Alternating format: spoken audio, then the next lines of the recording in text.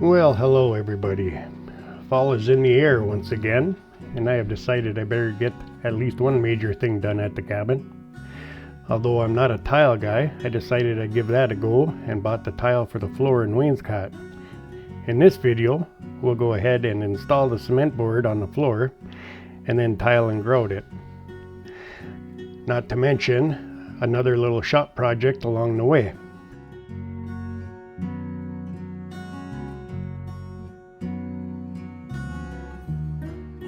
In the next video, I'll get the extension jambs made for the doors, along with the base and more casing. I'll trim everything and start on the rustic farmhouse tile that I'll be using for a wainscot.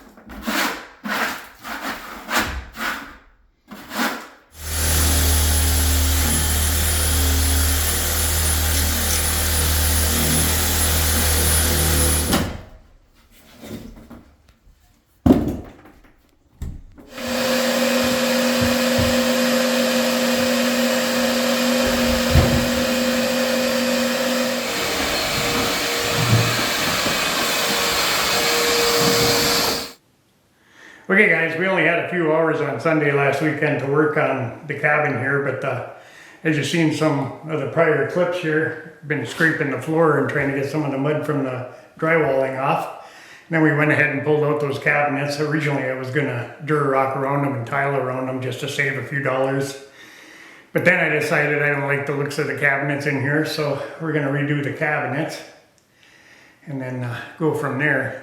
But anyhow, today's project is basically, I'm going to finish scraping up the floor. We're going to get a section back here of the Durarock down, and then going to move the stove over there.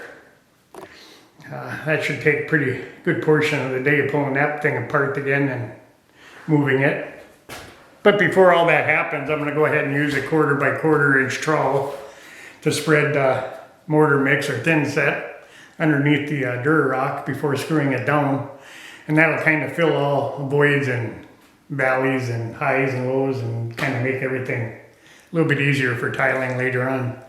Not to mention it'll help prevent any movement in the floor. So that's kind of the agenda today. Get some Durarock down and then move that stove.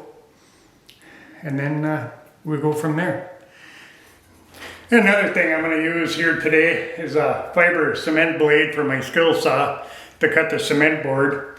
You're supposed to be able to just score it with a knife and snap it, but I found that it's just so much easier to go ahead and cut it with the skill saw blade. My arms not being what they used to be. Kind of hard to get that pressure that you need to score it well. Also, as I said, I'm using a 1/4 by 1/4 trowel for spreading the mortar mix. But then also using actual fiber cement board screws. They just got a little bit wider head on them. And they're a little sharper point, kind of a self-tapping point to attach it down after I mortar it in.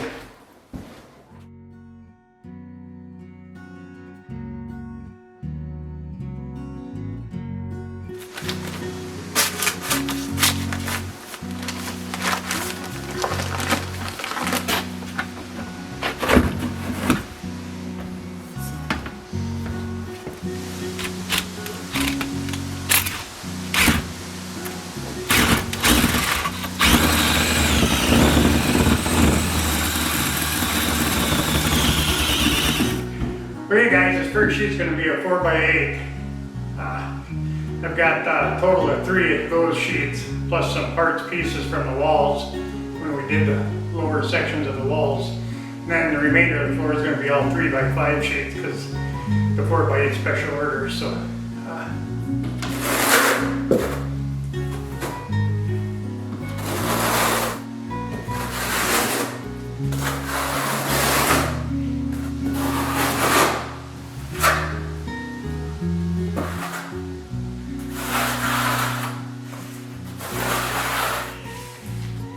these big sheets would be better to have a second person on, but it's just me currently.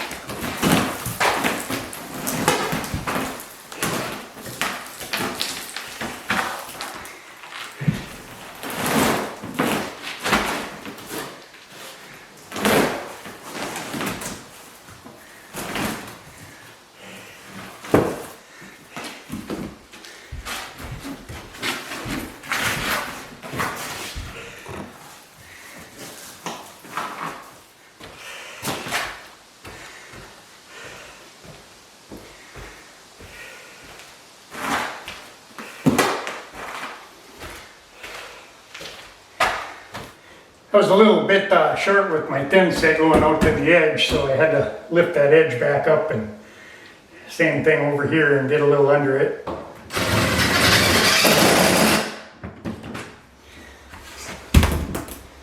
Okay, I believe these screws are supposed to be in an 8x8 pattern. I'm not measuring it out by any means, but I'm trying to keep it at about 8x8 inches. I do have, like I said, a good 1/4 inch of thin set underneath of it, so the screws are basically compressing that and filling in any of the voids underneath.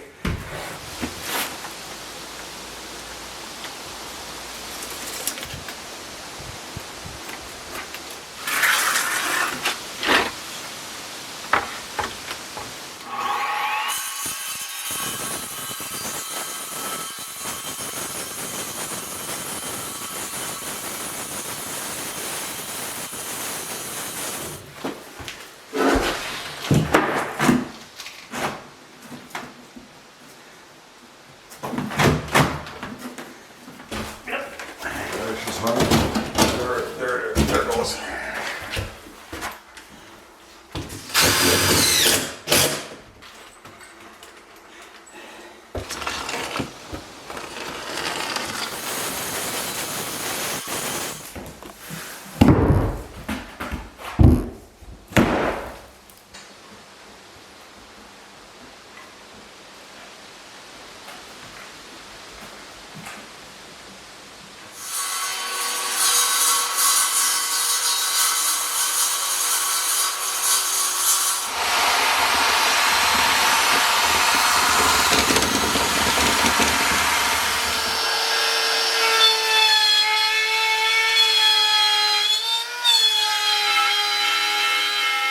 As if I wasn't busy enough, I got hit up by friends to make some trim for 8 round windows with 2-inch extension jambs for a house that was about to go up for sale.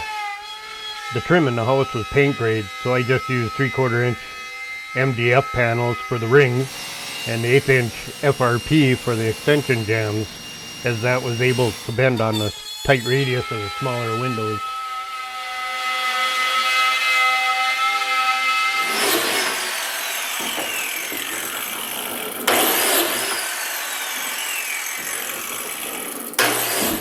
The second set of rings I got to make are 53 to the outside diameter, and the MDF is only 49 inches wide by 97 long, so I'm going to go ahead and biscuit for plate weight, a scab on the edge. From there on, I should be able to, once it dries, and I should be able to go ahead and cut my rings out. I've been trying to do this in between work and prepping the cabin's floor for tiling. Been kind of hectic at work lately. A lot of hours I've been putting in. So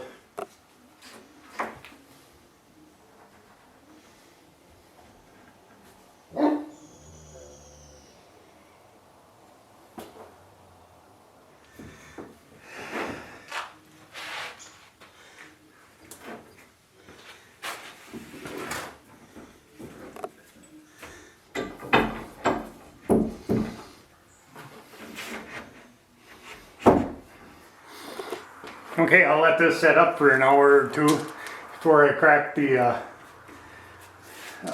clamps off of it, and then I gotta glue up one more sheet. After the rings were cut out, I put a 1/2 inch by 1/8 inch rabbet on the inner ring and an 1/8 inch round over on the top edges. Then glued and micro nailed the FRP for the extension jambs onto the rabbet. Sanded, painted, and installed.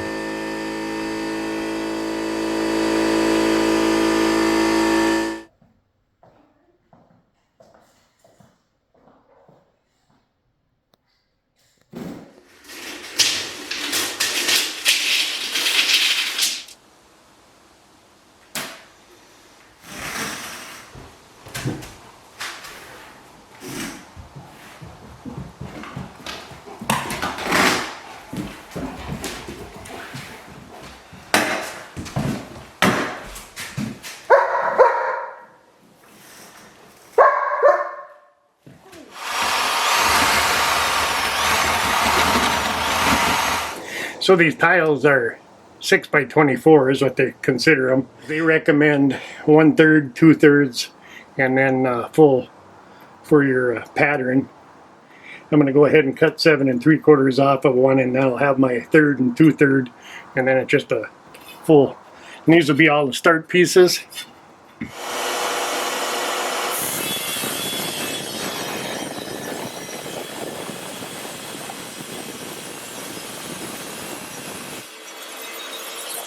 Okay, so I've got a bunch of these cut now, and I've already got my center black line, this chalk line here, my center line.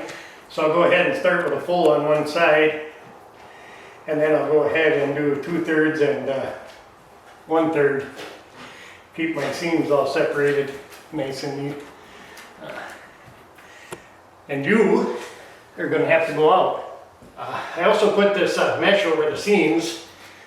I'm also, instead of doing the eyeball thing, I'm going to use these little spacers because it's a pretty long run there. So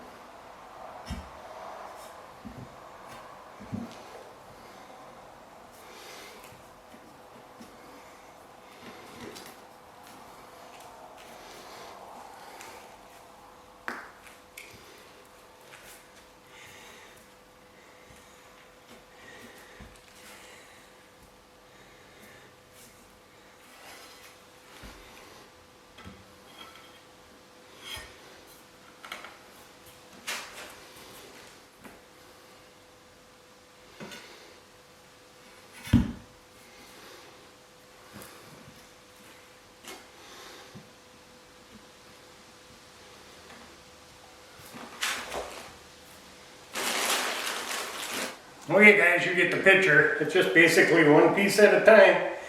Smear some more mud, get another piece in there, press it down, get it nice and firm, make sure all your edges are where they belong, nice and even. But anyhow, I'll get back to you when I get some more of the floor done.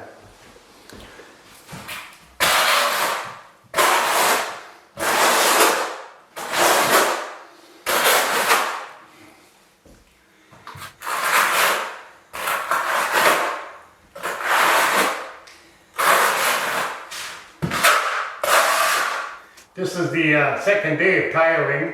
It's also the second weekend of doing it. I couldn't get to it at all on a weekday because I've been putting in a lot of overtime and such. And it takes so long to get everything prepped before I start doing it that you know, it's not something that you can do in just an hour. Come hell or high water, I'm going to try to get a video out on what I've got accomplished by the end of the weekend here.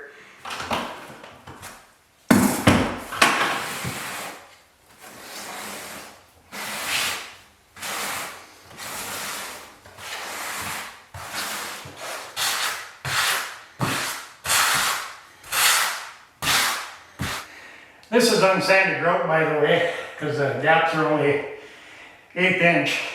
And then on the wall, I'm going to do a 1/16 inch. I didn't want big grout joints. But now comes the fun part, letting it dry up a little bit and then wipe it down, wipe it down, wipe it down. Lots of water in this one.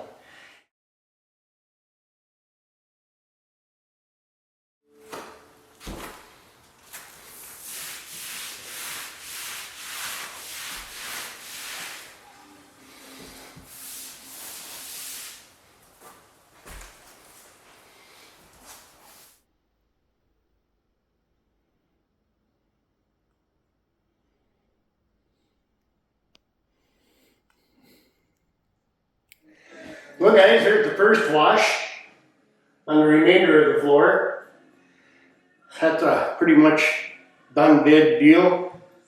I'm going to go ahead and hit it again, but I don't need to air that. Anyhow, it took me about 4 or 5 days to do this. There was a little bit of jumping around because I had to run them all the way out. So I wasn't able to reach across without moving tiles from them being wet.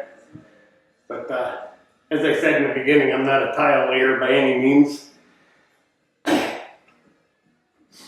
Well, in all, it turned out pretty decent. There's a couple little highs and lows, and not too bad for being a rough cut floor joist in here.